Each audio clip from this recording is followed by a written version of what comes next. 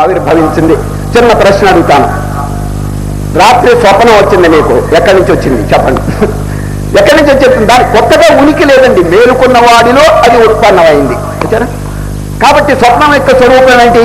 మేలుకున్నవాడే. ఆ మేలుకున్న వాడిలో ఇదంతా ఉన్నదండి.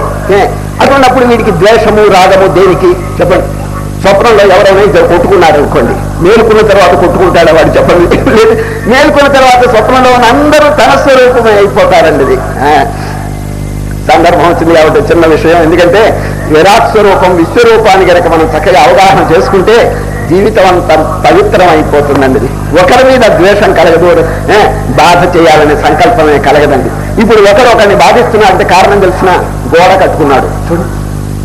హీ సెపరేట్ ఫ్రమ్ మీ, వారు ఇంకో జాతి, ఇంకో మతం, ఇంకో కులం, ఇంకొక వ్యక్తి అని చెప్పి అనుకుంటున్నాడు. ఈ విశ్వరూపం కనుక చక్కగా అవగాహన అయితే మనకి ఈ భేదం ఎక్కడుంది? భిన్నత్వం ఉంది. అవిభక్తం విభక్తేషు తజ్ఞానం యుద్ధి సాత్వికం.